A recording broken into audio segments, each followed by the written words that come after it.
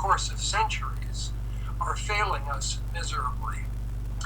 They're failing us on the one hand because the problems that we are now confronting are global in scope. And yet the problem-solving mechanisms that we have available to us are largely local and national. So there is no mechanism available that is effective on a global scale for solving not just global warming, but species extinction, pandemics such as bird flu, and a variety of other problems that have now outpaced even the nation state in their complexity and difficulty, and require brand new mechanisms for resolution.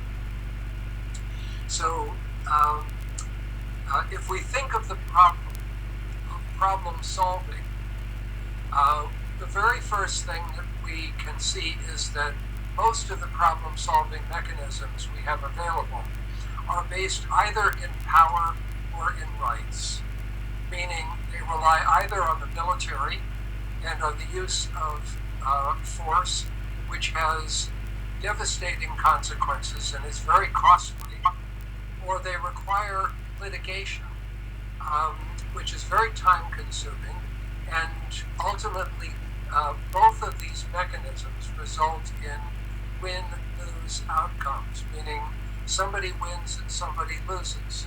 And whenever somebody loses, they begin to resist whatever is proposed as a solution.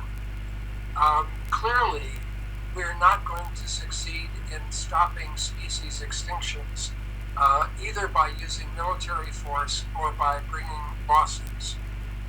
We won't prevent bird flu by doing any of these things. We require a different problem-solving mechanism. And this problem-solving mechanism that we require has to be one that not only involves everyone in the solution, but creates the possibility of complex, paradoxical, multi-sided, multi-dimensional solutions. So the idea that there is a single solution to any complex problem, simply at the very beginning we can see is difficult. Yes, rather difficult. I agree Yes. with you, Dr. Kenneth. I agree with you. If I'm not mistaken, your quotation, Dalai Lama, we and us. Tell more about this. Are there any borders in the world at 21st century? Any border between nations? What do you think about this?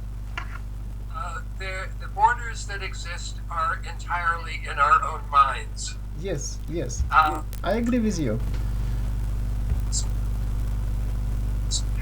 Cellist, whose name was Pablo Casals. Pablo Casals, yes. Yeah, very, very famous, very wonderful cellist who I saw perform. And he said, love of one's country is a beautiful thing, but why should it stop at the border? Why should it start at the border? Very beautiful. Very Like nice. music, like music. Yeah. And so, You mentioned... excuse me for my interrupting you. You mentioned